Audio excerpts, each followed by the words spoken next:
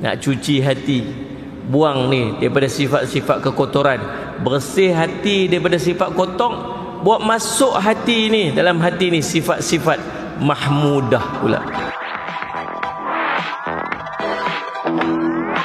Alhamdulillahirabbil alamin wal aqibatu lil muttaqin wa bihi nasta'in ala umuri dunya waddin. Asyhadu an la ilaha illallah wa asyhadu anna sayyidana Muhammadan abduhu wa rasuluhu. Allahumma salli wa sallim ala habibil karim sayyidina Mustafa sallallahu alaihi wasallam wa ala alihi wa ashabihi wa man tabi'ahum bi ihsanin ila yaumiddin. Subhanaka la ilma lana illa ma 'allamtana innaka antal alimul hakim. Rabbiyshrah li sadri wa yassir li amri wa hlul 'uqdatam bil lisani yafqahu qawli. Bismillahi ma syaa Allah la yasuqul khaira illa Allah ma syaa Allah. La yasrifu su'a illa Allah ma syaa Allah. Ma kana min ni'matin fa min Allahi ma syaa Allah. Wa la hawla wa la quwwata illa billah al-'aliyyil 'azim. Allahumma anta rabbi la ilaha illa anta khalaqtani wa ana 'abduk wa ana 'ala ahdika wa wa'dika mastata'tu a'udzu bika min syarri ma sana'tu. Abu'u laka bi ni'matika 'alayya wa abu'u bi dhanbi faghfir li fa innahu la yaghfiru dhunuba illa anta. Bismillahilladzi la yadurru ma'asmihi syai'un fil ardi wala fis sama' wa huwas sami'ul 'alim. Bismillahilladzi la yadurru ma'asmihi syai'un fil ardi wala fis sama' wa huwas sami'ul 'alim. Bismillahilladzi la yadurru ma'asmihi syai'un fil ardi wala fis sama' wa huwas sami'ul 'alim. Na'udzu bikalimatillahi tammati min syarri ma khalaq. Na'udzu bikalimatillahi tammati min syarri ma khalaq. Na'udzu bikalimatillahi tammati min syarri ma khalaq. Allahumma inna na'udzu bika minal barasi wal jununi wal judam wa min sayyi'il asqam. Wa sallallahu ala sayyidina Muhammad wa ala alihi wasallam. Alhamdulillahirabbil alamin. Alhamdulillah, pertama-tamanya kita panjat puji dan syukur pada Allah SWT dengan limpah kurnia inayah dan taufik di sisi Allah SWT. Kita dapat sama-sama pada malam ni insya-Allah untuk kita meneruskan pengajian kitab kita Penawar Bagi Hati karangan Syekh Abdul Qadir bin Abdul Muttalib Al-Indonesi Al-Mandili. Kitab ni kitab tasawuf ataupun kitab akhlak atau kitab adab, mengaji macam mana cara nak bersihkan hati. Bila sebut Nabi sebut talabul ilmi fariidatan ala kulli muslim. Menuntut ilmu tu merupakan kewajipan pada setiap orang yang beriman. Wajib ni dia panggil wajib fardu ain. Mengaji ilmu fardu ain. Ilmu fardu ain dia ada 3 cabang yang wajib kita belajar. Yang pertama dia panggil ilmu akidah atau ilmu tauhid. Yang kedua dia panggil ilmu Allahumma salli ala sayyidina ibadah ataupun kita panggil ilmu fiqh. Yang ketiga dia panggil ilmu akhlak atau ilmu adab atau ilmu tasawuf atau disebut tazkiyatun nafs. Mula-mula mengaji sungguh-sungguh bagi kenal Tuhan, kenal Allah. Kita nak mudah, ulama susun dekat kita satu cabang ilmu nama sifat 20. Mengaji yang tu bagi kenal Allah elok-elok. Dah kenal Allah cantik, ngaji pula macam mana cara nak sembah Allah, nak beribadat kepada Allah dengan sebaik-baiknya. Kita mengaji ilmu fiqh pula, mula daripada taharah suci, nak wuduk macam mana, nak mandi wajib macam mana, jenis-jenis ayat apa semua, sampai semayang, sampai puasa, sampai zakat, sampai haji, sampai Allahumma salli ala Muhammad apa ni muamalah munakahat apa semua lama ibadah. Dah tahu dah macam mana nak ibadat pada Allah, masuk pula cabang ilmu yang ketiga. Macam mana nak bagi ibadat kita Allah terima. Macam mana nak bagi ibadat kita Allah terima, maka mengaji pula ilmu tasawuf. Nak cuci hati, buang ni daripada sifat-sifat kekotoran, bersih hati daripada sifat kotor, buat masuk hati ni, dalam hati ni sifat-sifat mahmudah pula. Dan kita berada pada bab yang kedua, pada menyatakan sangat loba atas berkata-kata, perkara-perkara, perbuatan-perbuatan yang boleh merosakkan hati. Salih Muhammad. Mula-mula dalam bab yang pertama kita mengaji pada bab Allah sebut 7 anggota, nak kena jaga 7 anggota ni. Habis dah bab 7 anggota ni, masuk bab kedua, macam mana cara nak jaga hati ni. Qulub. Qalbun ni dia maksud jantung. Tapi kita dalam pemahaman kita dalam pengajian ni, hatilah, suci hati. Yang kedua dia tamak dalam berkata-kata. Perkara yang boleh merosakkan hati kita ni, dia banyak bercakap. Tamak dalam berkata-kata. Qala musannif rahimahullah ta'ala, berkata musannif, bab yang kedua pada menyatakan sangat loba atas berkata-kata, banyak bercakap. Ketahui olehmu bahwasanya loba atas berkata-kata itu kelakuan yang dicela, yang wajib atas kita menjauhkannya. Yang pertamanya, cakap banyak. Cakap banyak ni rupanya perbuatan yang tercela. Nak kena kurang cakap sikit, kan? Ada orang Allah takdir dia macam ni, tak cakap banyak. Untung kat dia. Orang cakap banyak ni, lagi cakap banyak, lagi banyak salah. Lagi banyak salah, lagi banyak dosa. Bila banyak dosa, masuk neraka. Cakap. Subhanallah, Sayyid Muhammad. Dan wajiblah bagi kita untuk menjauhinya, kerana apabila loba, ia akan menyebabkan hati ni jadi mati. Kata Imam Malik rahimahullah ta'ala. Ni tak ada dalam kitab. Imam Malik kata apa? Imam Malik kata, kullu syai'in yuntafa'u bifadlihi illa al-kalam fa inna fadlahu yadhur. Segala sesuatu yang berlebih itu baik, kecuali berlebih-lebih dalam berbicara, kerana dia berbahaya. Nak buat benda lain bagi berlebih tak apa. Salih alaihi Muhammad. Nak semayang bagi lebih, bagus. Nak sedekah bagi lebih, bagus. Nak tengok keindahan alam ni supaya boleh tambah dekat kita ni kekuatan hati kita ni, dia ingat kebesaran Allah, bagus. Nak tolong orang banyak-banyak, bagus. Satu aja, jangan berlebih cakap.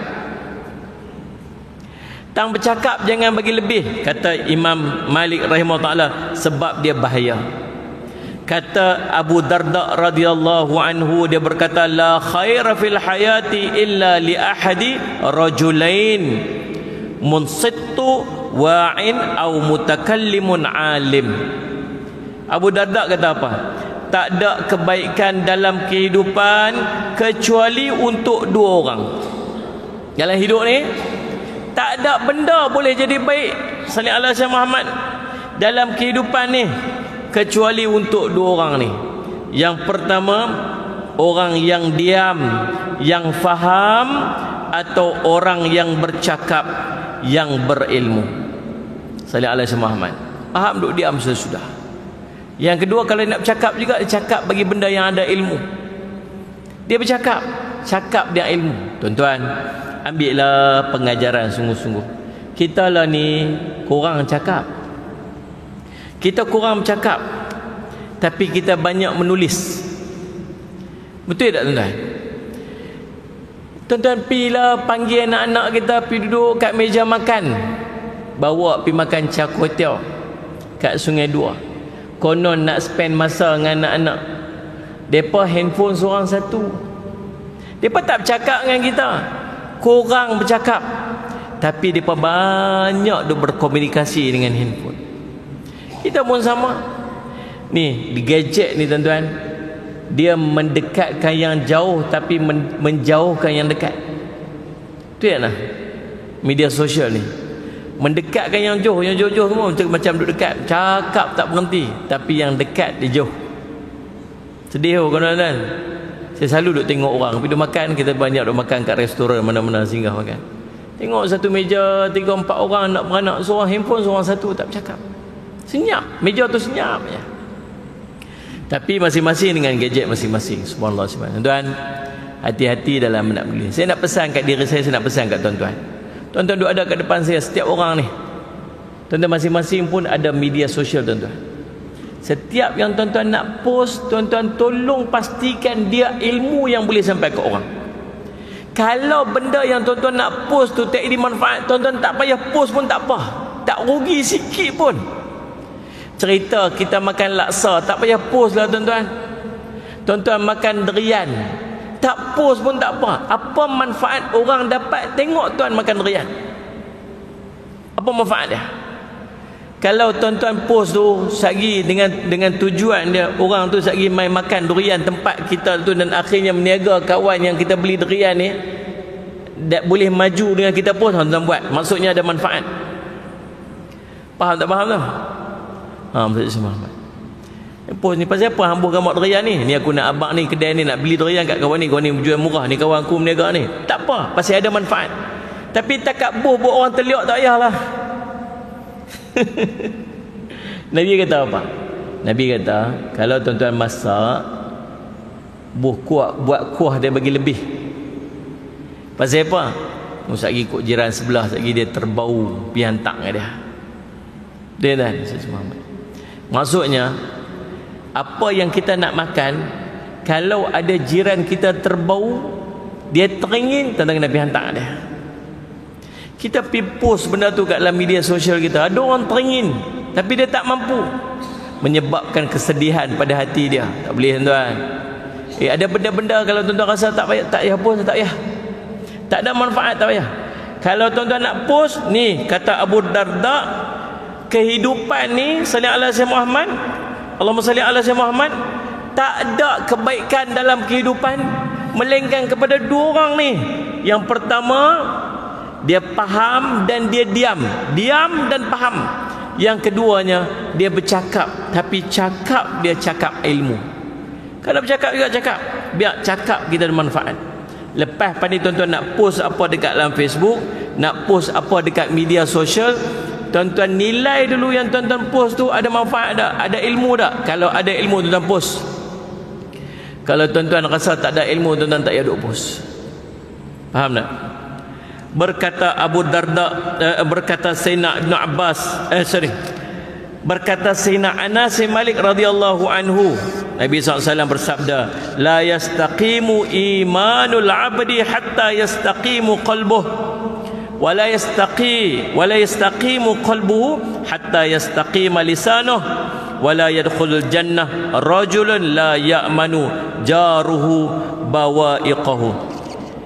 Takkan lurus iman seseorang daripada kamu sehinggalah lurus hati dia.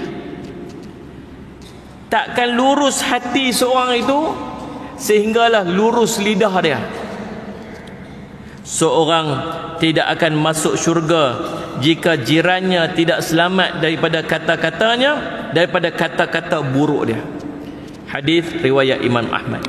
Nak cerita kalau orang tu di iman dia betul, dia akan cakap betul. Nak cerita dia. Allahumma salli ala Muhammad. Tuan, kata Sayyidina Uthman bin Affan radhiyallahu anhu,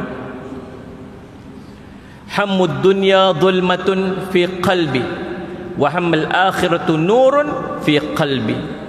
Terlalu inginkan dunia adalah kegelapan kepada hati, dan bersungguh-sungguh dalam menginginkan akhirat adalah cahaya kepada hati. Allahumma salli ala sayyidina Muhammad. Jadi tuan-tuan, itu nak buat macam mana? Jagalah perkataan kita tuan-tuan, supaya perkataan-perkataan yang keluar daripada mulut kita ni ialah perkataan-perkataan yang baik. Allahumma salli ala Muhammad. Dan kerana itu membesarkan oleh Rasulullah sallallahu alaihi wasallam, sambung lagi bacaan kitab kita. Dan kerana itu membesarkan oleh Rasulullah sallallahu alaihi wasallam akan pekerjaan lidah, maka bersabda ia, Allahumma salli ala sayyidina Muhammad, wa hal yaktubun nas ala wujuhim aw manakhirihim illa, Allahumma salli ala sayyidina Muhammad, illa khasaidu alsinatihim. Tidak akan dihumbankan manusia ke atas muka mereka ataupun hidung mereka melainkan perkara yang mereka sendiri ucapkan dengan lidah mereka itu. Hadis riwayat Imam At-Tirmizi. Tuan-tuan, sallallahu alaihi wasallam, hadis ini Allahumma salli ala sayyidina Muhammad. Seorang sahabat Nabi sallallahu alaihi wasallam, nama dia Muaz bin Jabal radhiyallahu anhu. Dia tanya dekat Nabi, ya Rasulullah, Allahumma salli ala sayyidina Muhammad, akhbiruni bi amalin yadkhul jannah wa yubaiduni 'anil nar. Terdengar hadis ni elok. Muaz bin Jabal tanya dekat Nabi sallallahu alaihi wasallam, dia kata, ceritakan kepada aku amalan yang akan memasukkan, mendekatkan aku pada syurga dan menjauhkan aku pada neraka.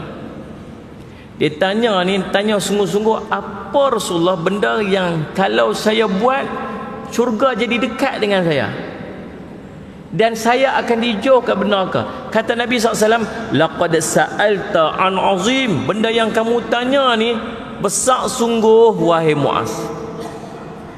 Tapi Allah akan mempermudahkan kepada siapa yang Allah nak permudahkan untuk dia. Maksud Nabi SAW ni, kalau benda besar lagu mana pun, kalau Allah nak permudah kat seorang tu, mudah je kat dia. Tapi benda ringan lagu mana pun, mafhum mukhalafah, kita boleh faham benda tu. Kalau ringan lagu mana pun, kalau Allah nak bagi payah kat seorang tu, dia akan jadi payah. Faham tak? Kita tengok kadang-kadang kawan-kawan kita boleh bangkit 3-4 pagi istiqamah, kita rasa macam payah sungguh. Ringan je kat dia, pasal Allah mudah kat dia. Ada kawan-kawan kita baca Quran sehari 1 juzuk, kita macam mana hang boleh buat? Hang dengan sibuk kerja lebih sibuk pada aku, tapi hang boleh baca Quran itu. Boleh, pasal apa? Nampak mudah ya kat dia, pasal Allah pun mudah kat dia. Tang kita benda kecil tak boleh nak buat. Ni sepanjang saya duduk kuliah ni, berapa banyak dah saya selawat, berapa banyak dah saya sebut nama Nabi SAW. Banyak tak agak? Berapa hadis saya duk baca, berapa kali saya duk selawat.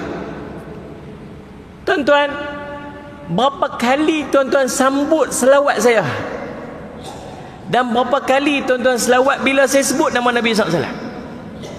Bukan susah pun nak selawat. Allahumma salli ala Sayyidina Muhammad, paling kurang.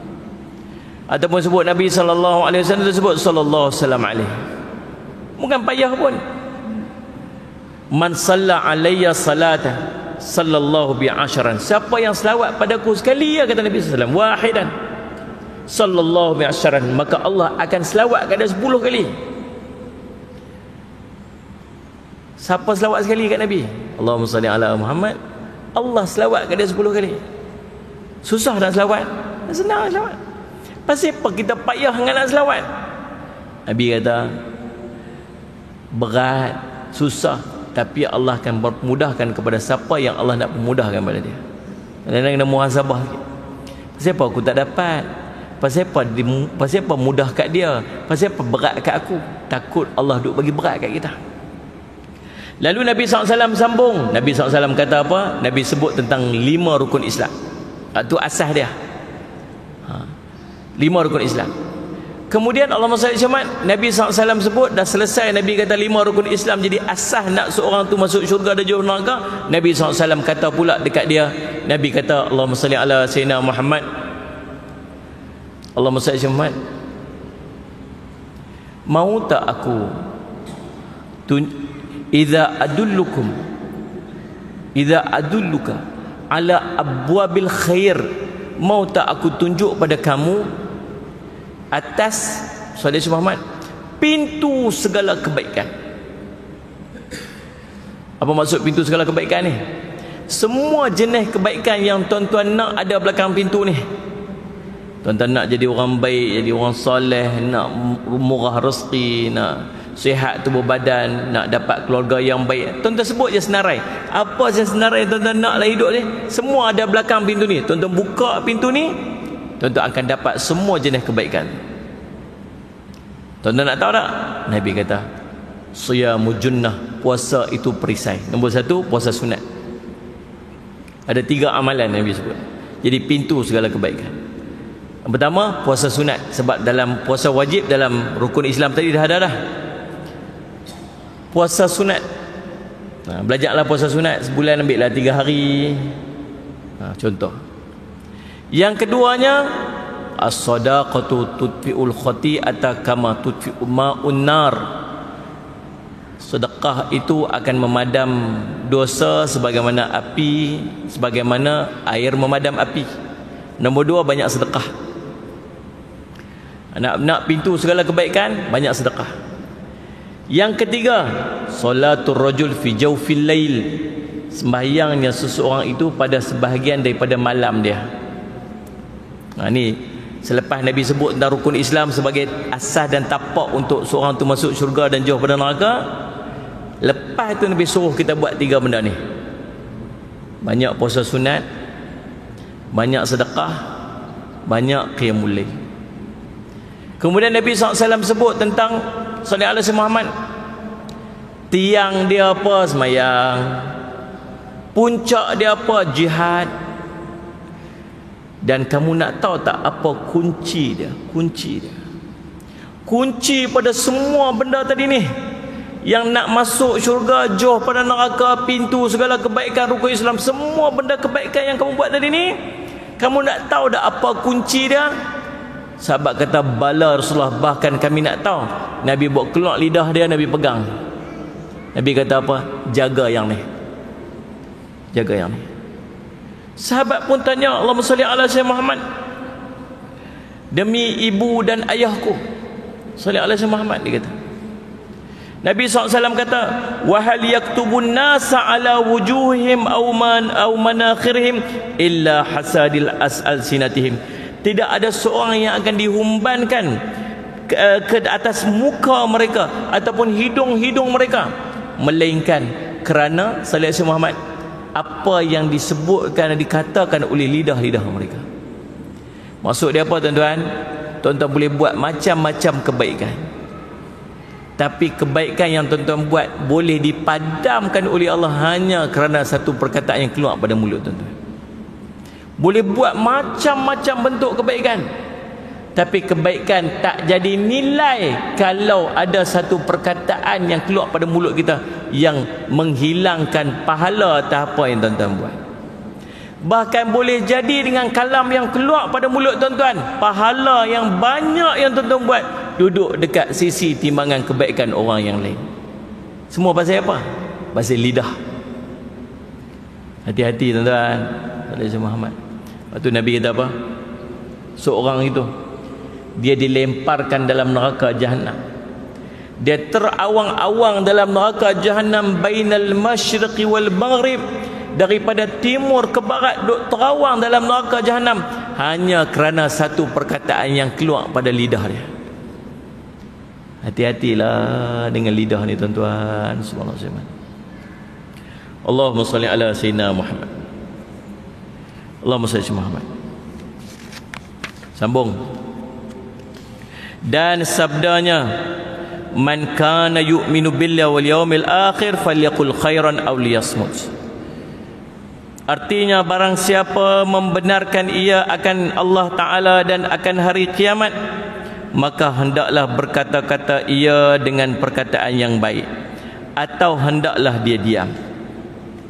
Dan sabdanya lagi, man yatawakkal li bima baina lihyaihi wa rijlaihi atawakkala lahu bil jannah.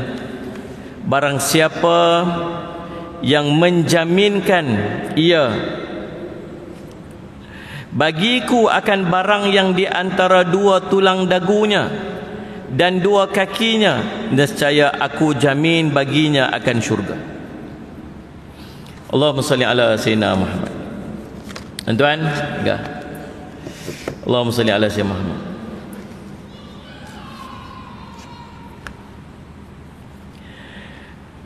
Nabi kata apa? Siapa yang beriman kepada Allah, beriman kepada hari akhirat, dia yakin bahawa setiap benda yang dia buat itu ada timbang hisab, maka benda pertama sekali dia buat ialah dia jaga lidah dia. Cakap baik-baik sudah. Kalau tak mampu jaga baik-baik, Allahumma salli ala Sayyidina Muhammad, duduk diam lagi bagus. Kata Nabi sallallahu alaihi wasallam, Allahumma salli ala Sayyidina Muhammad. Tu apa bila kita buat satu kebaikan, dia boleh jadi pada salah satu pada 5 benda ni. Berapa benda ni? Kebaikan yang tuan-tuan buat, Allah terima, dia sah dan diterima oleh Allah. Dan ini kita harap semua amalan kita dapat. Yang keduanya, amalan kita buat itu sah tapi tak diterima. Pasal apa? Lidah. Jadi lagu mana? Dia riak, dia ujub, dia takabur, dia sum'ah, cerita ke orang apa dia buat. Punca dia apa? Lidah. Yang ketiga, dia buat amalan dia sah, tapi amalan dia sah dan diterima, tapi dipadamkan oleh Allah. Pasal apa Allah padam? Pasal lidah. Lidah buat apa? Ungkit. Dulu akulah yang bagi. Kalau tak pasal aku, hang pun tak dapat. Ingat hang susah dulu, akulah yang tolong. Ungkit. Lidah yang jahat. Nabi SAW bercerita tadi ni. Yang keempat, buat baik, amal dia sah, amal dia terima, tapi pahala bagi ke orang. Pahala bagi ke orang. Pasal apa pahala bagi ke orang? Pasal mengumpat, pasal fitnah orang. Allahumma salli ala sayyidina Muhammad. Hati-hatilah tuan-tuan. Ya Allah Rabbi, salli ala sayyidina Muhammad. Yang kita duduk pada zaman ni, zaman yang sangat susahlah untuk kita jaga. Zaman yang sangat susah untuk kita jaga. Dan yang dikendaki dengan barang yang di antara dua tulang dagu lidah, yang dikendaki dengan barang yang antara dua tulang dagu lidah itu, dan dikendaki dengan barang yang di antara dua kaki, iaitulah faraj. Tu ulama mentafsirkan untuk kita. Dan akan Rasulullah sallallahu alaihi wasallam daripada yang lebih banyak barang yang masukkan ia ke dalam api neraka. Maka sabda Nabi sallallahu alaihi wasallam, Allahumma salli ala sayyidina Muhammad, Allahumma salli ala Muhammad. Mana dia?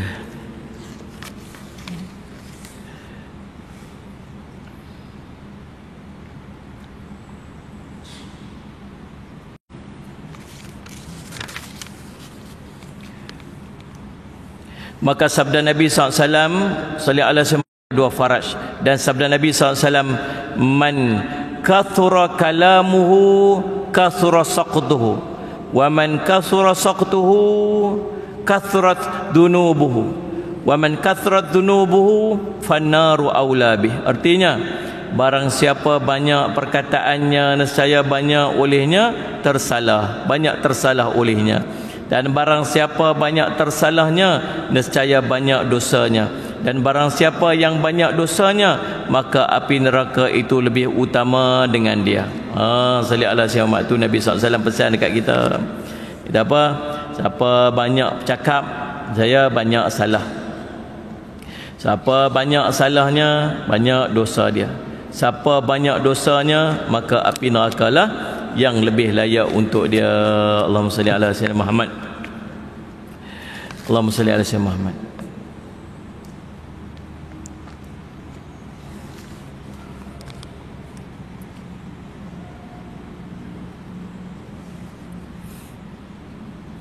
Ketahui olehmu bahwasanya ada bagi lidah itu kebinasaan yang banyak, tetapi memada akan dikau salih semat,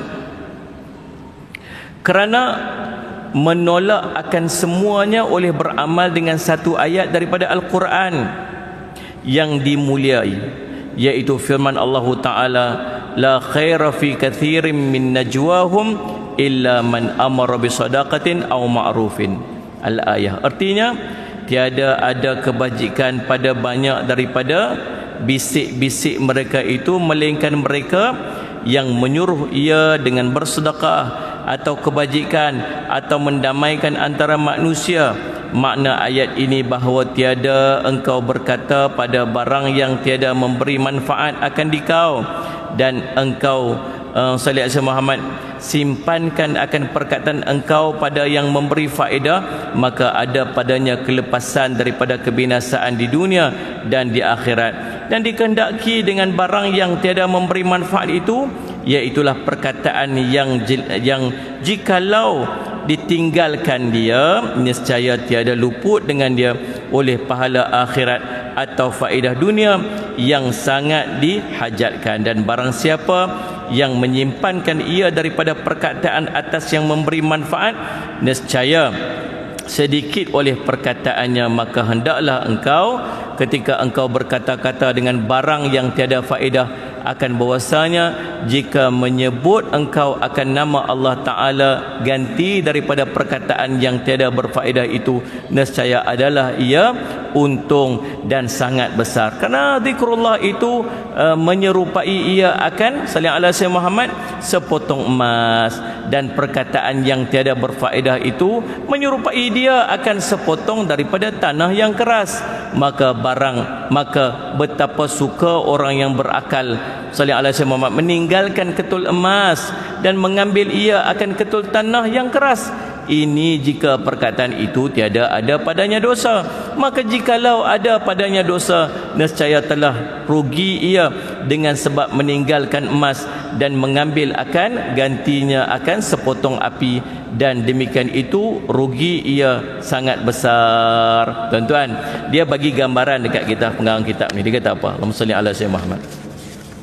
Allahumma salli ala sayyidina Muhammad. Dia kata bila kita nak bercakap ni, biar kita bercakap dengan perkataan-perkataan yang baik. Sebab kita macam mana pun kita akan bercakap. Macam mana pun kita akan bercakap. Kita takkan terlepas dia bercakap, melainkan kita bisulah. Kalau tuan-tuan tak mau cakap, tuan pergi duduk dalam hutan.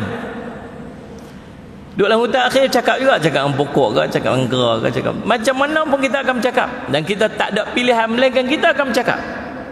Bila kita bercakap, kita takkan terlepas dia bercakap salah satu daripada 3 jenis percakapan ni. Nombor 1, cakap yang baik-baik. Nak kena belajar sungguhlah tuan-tuan, kita ni belajar kita bercakap baik-baik. Tuan-tuan, kita ni biasa buat salah, kita biasa buat dosa. Saya biasa buat salah, sallallahu alaihi wasallam Muhammad. Tuan-tuan pun biasa buat salah. Bila kita buat salah, kita akan hidup dalam dosa. Dan ada tanda kita duduk dalam dosa ni. Antara tanda kita duduk dalam dosa ni tuan-tuan, ialah Allahumma salli Muhammad, kita hilang keinginan untuk buat baik. Susah nak buat ibadat. Nak semayang jadi malas. Kalau dapat semayang, kita tak rasa sedap dan lazatnya semayang. Kita tak boleh nak bangun qiyamul lail. Kita susah nak puasa sunat. Bahkan di antara tanda kita tenggelam dalam dosa ni tuan-tuan, ialah kita susah nak menangis kerana dosa. Betul-betul tanya kat diri, bila last kita teriak disebabkan dosa kita? Bila last? Yang tuan-tuan boleh semayang minta ampun, keluar air mata, bila last? Maksudnya hati kita sedang keras. Keras tu pasal apa? Sebab tenggelam dalam dosa. Tapi kita istighfar, minta ampun pada Allah. Dan kita duk buat kebaikan, pi masjid juga walaupun kita malas, baca Quran juga walaupun kita malas, bangkit juga sembahyang sunat walaupun kita malas. Dan setiap amalan kita buat tu jadi penghapus dosa. Ma min abdin yasjudu lillah sajdatan illa kataballahu bi hasanatan wa muhya'ahu bi sayyi'atan. Tidaklah seorang yang sujud pada Allah, melainkan setiap sujud tu Allah akan tulis baginya satu pahala, Allah akan padam baginya satu dosa. Dan Nabi SAW sebut, ittabi'is sayyi'ata hasanatan tamhuha. Kamu ikutilah kebaikan, kamu ikutilah kemaksiatan dengan kebaikan, yang kebaikan itu akan memadamkan dosa. Semua benda baik yang kita buat ni jadi jalan-jalan pemadam dosa. Ini tuan-tuan bertahan ni sampai pukul berapa ni, 8.40 ni. Ni Allah sedang ampunkan dosa.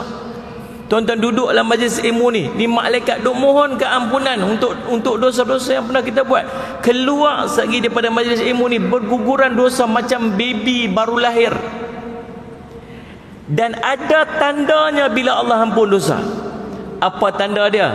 Kata ulama, antara tanda dosa kamu diampunkan ialah kamu sudah tidak bercakap lagi perkataan-perkataan yang buruk. Dan tengok perangai kita dulu lagu mana? Cakap ikut dan, hamput orang ikut dan, maki orang ikut dan, pantang salah sikit mulut kita memang hebat. Kita tak concern langsung orang tu rasa lagu mana. Kita tak kisah nak rasa apa, nak salah, aku suka aku lah. Sungguhnya Allah telah mewajibkan ihsan atas setiap benda yang kita buat. Dan salah satu maksud daripada ihsan tu, dia rasa apa yang orang tu rasa dengan perbuatan dia. Kalau aku buat gini, dia tu rasa apa? Kalau aku cakap macam ni, dia tu rasa apa? Tu orang yang dah ada ihsan. Dan ihsan ini mai bila Allah ampunkan dosa dia. Faham tak tuan-tuan ni? Lepas tu tuan-tuan nak tengok, kadang-kadang kita kena paksa diri kita nak cakap hang timbang dulu elok. Allahumma salli ala sayyidina Muhammad. Ada seorang tu dia, kita ni tuan-tuan kadang-kadang cakap orang kita enggak rasa hati orang tu rasa lagu mana. Dalam kitab ni awal tu, dalam bab telinga, dia kata kalau kita makan satu benda rosak, telan, sagi, kalau sakit perut kita makan julap. Dalam kitab ni, kitab Nawawi Yatim, makan julap dia buang, dia discharge, habislah benda masam tu keluar dalam perut. Tapi benda dia masuk dalam telinga, dia bukan boleh keluar tu, dia akan melekat kat hati bahkan sampai mati. Lepas tu jaga benda kita bercakap dengan orang, kadang dia kena hati orang, dia melekat, dia bawa sampai mati, tak boleh nak buang. Kita bila kita pandang baran, tuan-tuan, kita marah, kita keluar macam-macam dalam mulut kita, kata ikut dan. Ada seorang dia pergi cerita kat ayah dia, dia kata, ayah, so ini panah barat,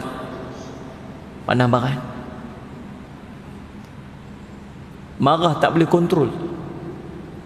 Ayah dia kata apa, cara nak ubat dia, setiap kali hang marah, hang pergi kat dinding, hang ambil paku, hang pelepas marah tu dekat dinding tu. Marah ni pergi kat depan belakang rumah, ambil paku pelepas, pajak tu geram suruh aku pam tu. Lepas tu bila rasa lega, pergi cabut balik paku tu. Itulah yang dia buat setiap kali dia marah. Sampai satu hari dia pergi jumpa pak dia, dia kata, pak, alhamdulillah, marah saya dah reda, saya dah tak marah lagi dah tak panah barat dah. Pak dia kata, alhamdulillah. Hang buat apa? Mak buat macam pak suruh hari itulah. Tiap kali saya marah, saya pergi lepas kat dinding, wajak sungguh hang perpang pukul. Dia kata, jom kita pergi tengok tempat hang paku tu tang mana. Dia pun bawa lah ayah dia pergi tengok, dia penuh dengan lubang kat belakang tu, kat dinding tu berlubang. Dia kata, alhamdulillah, marah hang tu dah reda, syukur pada Allah. Tapi hang tengok tak lubang-lubang ni? Tengok, itulah hati-hati dulu orang yang hang dah marah. Tu lubang-lubang ni, itulah hati orang yang hang maki hamu dulu, yang hamput dulu, yang hang marah dulu, yang hang kata, itulah hati dia, tak boleh nak padam lah. Dan kesan ni dia akan bawa sampai mati. Sebab tu hati-hati dalam kita bercakap, terutama bila kita bercakap dengan orang yang kita sayang, orang yang rapat dengan kita. Tuan-tuan tahu tak, Allahumma salli ala sayyidina Muhammad, orang yang paling banyak terasa hati dengan kita ni, tu mak ayah kita. Mak ayah kita tu pergi minta maaf dengan dia, tumpang dia dua ada, pergi minta maaf dia. Jangan sampai subhanallah dia bawa rasa tak kena dengan kita tu sampai dia mati. Saya pernah cerita kat tuan-tuan, ada seorang hidup dia tunggal langgang, kelang kabut. Dia orang baik, orang masjid. Allahumma salli ala sayyidina Muhammad. Dia kata, ustaz, saya tak tahu pasal apalah hidup saya ni tunggal langgang, semua tak kena, serba tak kena. Ustaz tu kata, hang ada masalah dengan mak? Kita tak tahu, ustaz, mak saya okey je. Tiap kali balik rumah mak saya masak, tiap kali balik rumah, tiap-tiap bulan saya hantar duit, saya telefon dia, mak saya okey je. Dia cuba hang balik rumah sembang dengan mak, tengok, tanya dia kok ada benda dia simpan dalam hati. Dia balik rumah, tuan-tuan salih selamat, balik ambil cuti, pergi balik kampung. Lepas mayang dengan mak dia, salam tangan mak dia, dia tanya, mak ada masalah dengan saya tak? Hai, masalah apa? Cuma mak cerita betul-betul. Ada tak mak simpan apa-apa kat sini? Mak dia diam, Ustaz teriak. Mak ni satu benda aja. Dulu waktu hang sekolah dulu ni cerita zaman sekolah dulu ni. Mak jumpa seluk hang satu, mak ingat seluk tu rosak, mak pergi buang. Rupa-rupanya zaman tu jenis pakai seluk koyak-koyak agak. Ni kata, kemudian hang lempak kain tu, lempak seluk tu kat muka mak. Mak ingat waktu tu mak doa, ya Allah engkau hancurkan, musnahkan ni, aku tuntut anak aku ni kat akhirat. Keluar perkataan daripada mak dia. Lepas tu mak biasalah. Lepas tu dia masak balik macam. Rupanya dia simpan sungguh hati dia. Tunggal langgang hidup anak dia. Ada seorang ustaz, dia cerita, dia pergi, Allahumma salli ala sayyidina Muhammad, rumah orang tua-tua. Dia pergi rumah orang tua-tua, pergi ziarah rumah orang tua-tua. Dia sampai kat rumah orang tua-tua tu, ada seorang makcik mai sambut dia. Anak aku mai, dia kata. Tu kan mak dia, orang tua duduk kat dalam tu. Kita anak aku mai. Ustaz Abdullah Muda cerita. Jadi benda ni jadi kat dia. Dia kata tu bukan mak saya. Dia ingat saya ni mak saya, di sini dia ingat saya ni anak dia kata. Bila makcik tu macam bersungguh sangat, dia pun mengaku pilah, ya mak ni saya mai. Dia kata, pasal apa tinggal mak kat sini, awak yang tinggal mak kat sini, mak ni rindu kat kamu. Dia kata, tak apa mak, saya minta maaf lah, saya salah ni, saya mai dah kat mak. Dia pun duduk dengan makcik tu, dia pun minta roti, dia suap kat mulut makcik tu. Makcik tu seronok hari tu. Dia duk ulang kata, pasal apa lah tinggal mak kat sini, pasal apa lah tinggal mak kat sini. Dia kata, tak apalah mak, saya minta maaf lah mak, saya minta maaf. Jom ikut saya balik. Dia pun pergi cakap dengan pengurusan tu, minta bawa balik makcik ni 5 hari. Pengurusan pun bagilah balik Ustaz. Bawa balik ke rumah, bagi mandi orang tua ni, beli baju baru kat dia. Seronok macam ni. Duk awak lah buat kat mak macam ni, jangan tinggal mak dah, mak nak duduk dengan kamu. Tak apalah, duduk dengan saya. Setiap kali makan, dia suap makcik ni, dia pun tak ada, dia kata mak dia dah meninggal dah. So dia ingat mak ni, makcik ni mak dia lah, dia kata.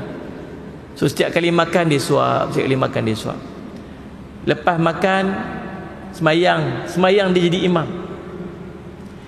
Hari pertama okey, lepas semayang salam, cium tangan, suap makan. Hari kedua, hari ketiga duduk rumah. Hari ketiga lepas semayang, suap tangan nak salam, makcik ni ambilkan telekung, tutup tangan dia salam. Dia kata, ni pasal apa mak buat macam ni? Ni kan anak mak ni, pasal apa nak berlapik? Ustaz, dia panggil Ustaz. Ustaz ni bukan anak makcik. Ni anak makcik lah ni, bukan orang lain dah ni. Ustaz ni bukan anak makcik. Anak makcik tak pernah suap makanan dalam mulut makcik. Makcik tahu. Anak makcik tak pernah semayang jadi imam, tak pernah.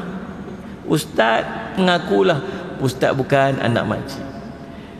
Dia kata, makcik, mak, tak apalah mak, anggaplah ni anak. Dia pun dah tak ada mak dah, nilah mak ganti, tak apa lah, dia kata. Tak apalah duk. Tengah-tengah duk makan tersedak-sedak, nak termuntah. Dia kata, awak ni mak, ni kisah benar ni tuan-tuan. Kisah benar. Dia kata, tak tahulah, dia kata, ni mak nak pesan, dia kata. Mak duk rasa macam tak lama. Kalau mak mati, dia kata, kalau mak mati,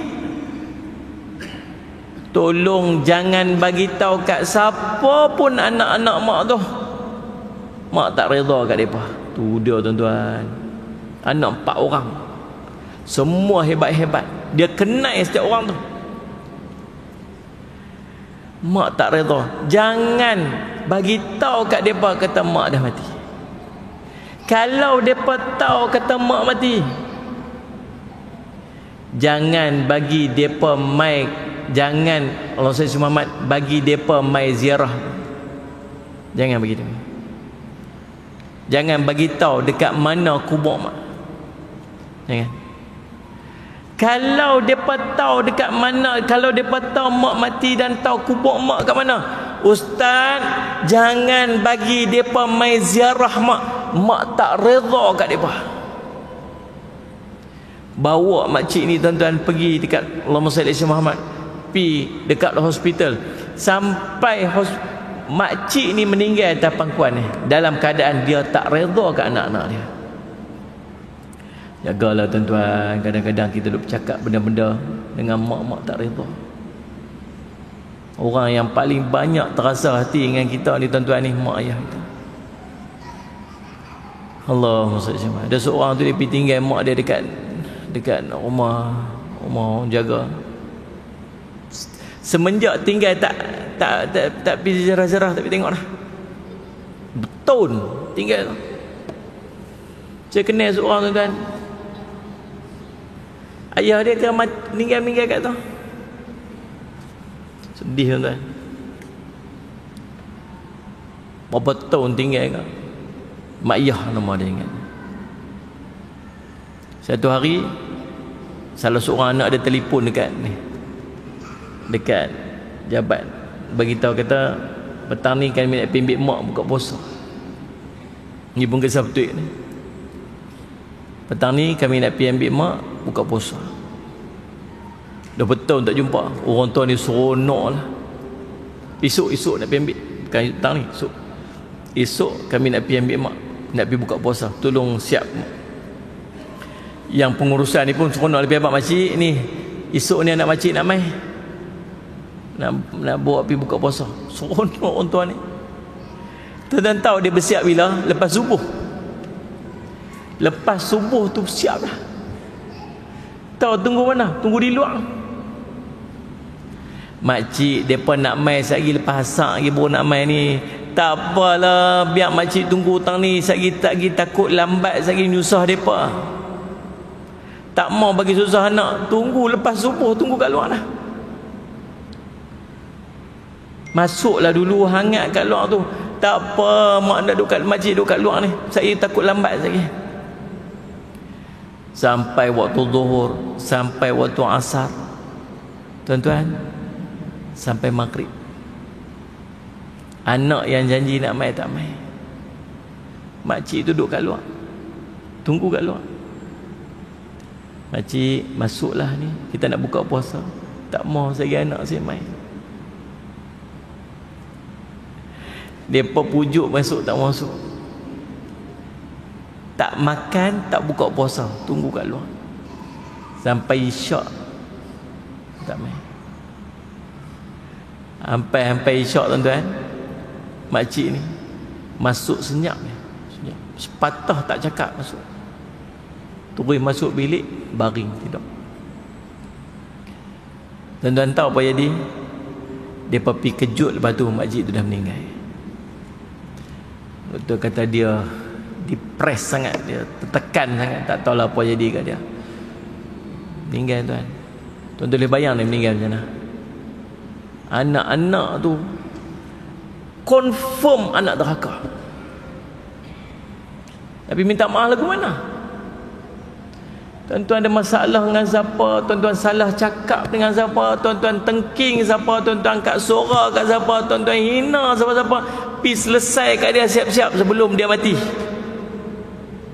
Dia dah terbaring lagu tu tapi cium muka dia, pergi minta ampun, minta maaf, dia sepatah tak boleh cakap dah nak maafkan tuan-tuan. Waktu hidup ni minta maaf elok. Belajar cakap baik-baik lah. Kita kena belajar cakap baik.